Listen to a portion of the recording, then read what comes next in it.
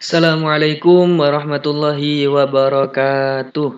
Alhamdulillahirabbil alamin. Kita masih bisa melanjutkan pembelajaran kitab seperti biasanya. Untuk kali ini adalah video bagian yang ketiga. Silahkan disimak, dibuka kitabnya, didengarkan keterangan dari saya. Semoga mendapatkan ilmu yang bermanfaat. Amin amin ya rabbal alamin. Oke, sekarang kita menjelaskan tentang faslun salat istisqa. Wa sholatul istisqa'i masnunatun kalau di kitabnya. Salat istisqa itu adalah salat meminta hujan. Salat istisqa itu hukumnya sunnah. Apabila di dalam suatu daerah terjadi kekeringan, maka disunahkan untuk salat istisqa ini. Imam atau pemimpin hendaknya memerintahkan makmum untuk taubat, sedekah, keluar dari kezaliman, berdamai dengan musuh, dan berpuasa selama 3 hari.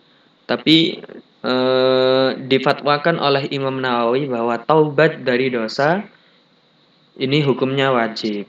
Baik diperintah maupun tidak diperintah, kalau taubat ini hukumnya wajib. Selama 3 hari berpuasa sebelum sholat istisqa. Selama 3 hari berpuasa, kemudian pada hari keempat, imam ini keluar ke tanah lapang bersama mereka untuk melakukan sholat istisqa dengan memakai pakaian harian serta hati tenang dan penuh ketundukan.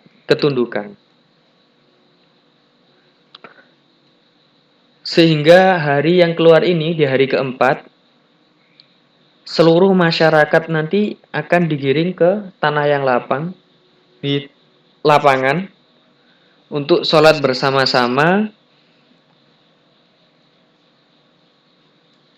Dan hari keempat ini juga dalam keadaan berpuasa, sholat tanpa memakai wangi-wangian, tidak boleh berhias, bahkan berangkat dengan menggunakan pakaian sehari-hari.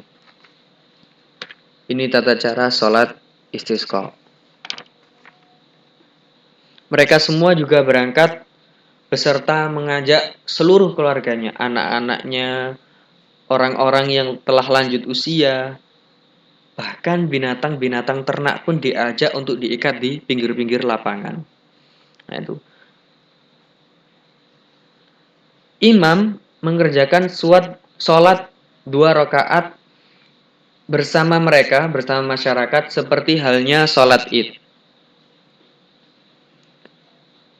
Jadi tata caranya sholat istisqa ini sama dengan sholat id.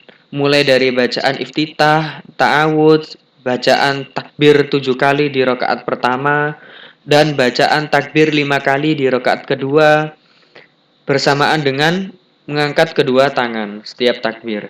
Nah, kemudian imam disunahkan melaksanakan 2 khutbah, sebagaimana khutbah sholat 2 hari raya dalam rukun-rukun yang seperti rukunnya khutbah seperti biasanya.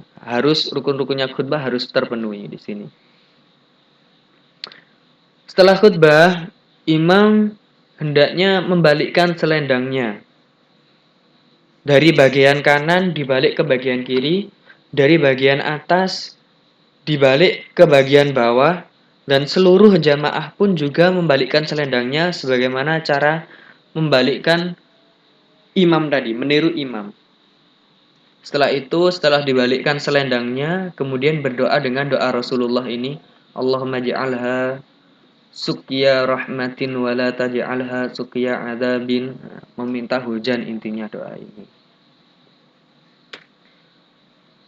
Seterusnya yaitu sholat khauf. Apa itu sholat khauf? Sholat khauf itu adalah sholat dalam keadaan perang. Khauf itu artinya takut. Jadi ini dalam keadaan perang. Jikalau perang terus sholat itu akan berbahaya bagi pasukan kita. Nah, maksudnya seperti itu.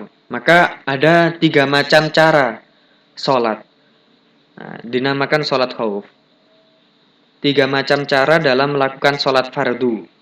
Pertama, adanya musuh bukan di arah kiblat.